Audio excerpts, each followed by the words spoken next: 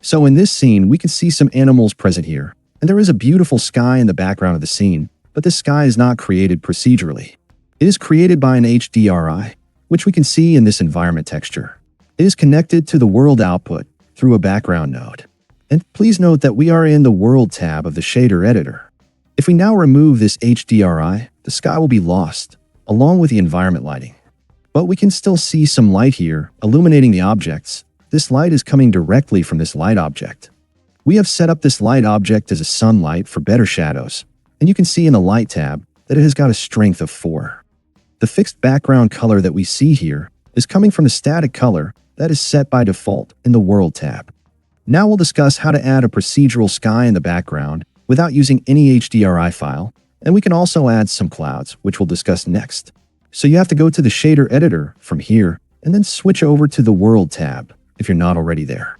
After that, from the Add menu, we have to add a sky texture to this node tree, and it has to be connected to this background node. There are various sky models available in this sky texture, so we can see that other than Nishita, we have 2 more basic models. But Nishita is the best model because it has got many useful options that we'll now discuss. It has a drawback that the scene gets too much light and it looks almost whitewashed, but there is a simple solution. We have to reduce the strength of this background node, maybe to 0.05. Now we get a realistic sky in the background, and we also have a white circle here, which is representing the sun in the sky, and it is coming from the sun disk option in this node. You can hide it if you don't need a visible sun object, and here you can also change its size and strength. Then we have sun elevation and sun rotation. If we say change this sun rotation, the horizontal position of the sun will change like this. It will also change the direction of the sunlight and the direction of shadow. Then the sun elevation field moves the sun vertically. You can bring it close to the horizon like this. You can actually create an animation where the sun moves from dawn to dusk. If we move it further and bring it right above our head or the zenith, we'll get a far better and uniform lighting. And along with this sun, we also have our own sunlight. You may or may not have it based on your lighting requirements. If you do have it, you should change its orientation to match it with the angle of light coming from the sky texture. But in this tutorial, we'll primarily focus on the background sky, not the light. So let's discuss on the other fields that we see in this Nishita sky texture. If we reduce this air value, the sky will get dim and blackish because it represents the number of air molecules present in the atmosphere that reflects the sunlight and creates a blue sky. But if we increase this field, we'll see a yellowish pattern near the horizon. It represents the pollution or a bad air quality, which is a characteristic nature in cities or urban areas. Then if we increase the dust field, it will add a black pattern to the air pollution, mostly created from petrol or diesel. And to test this ozone field, let's first reduce the air close to 1. Now if we increase the ozone field, it will add more blueness to the sky. That looks fresh and beautiful.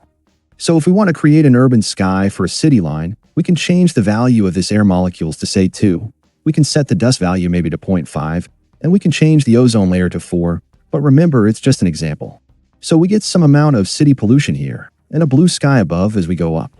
Then if we want to create a fresh blue sky away from the city, we have to reduce this air field to 1. Let's also reduce the dust value to 0.25, and we can increase ozone all the way up to 10, which is the max value. So we can see a clear blue sky, but we can make it even more beautiful. We have to utilize another field here, called altitude. It determines the height of the camera from the sea level. The model will create the sky as seen at that altitude, and it completely changes the output. If we make it just 50, there is no visible change, but if we increase it to say 5,000, we see a spotless, beautiful sky. We usually find this kind of sky in a sea beach, so it will be more suitable for a scene like this, where the sky is clean blue, without any trace of pollution, and you can get its tutorial link in the video description. Now back to our original blend file, we'll learn how to add some clouds into this sky texture in a procedural manner. It will be dynamic in nature, so the clouds can even move in the background.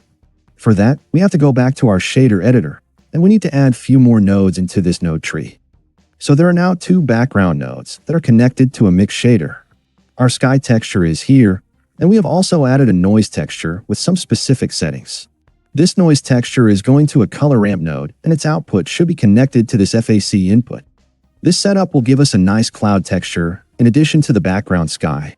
And if we want, we can also customize this cloud by making suitable changes in our node tree for the world output. So we have to manipulate the settings in this noise texture in order to change the clouds, and we can also change the color of the cloud by changing the color of this background node.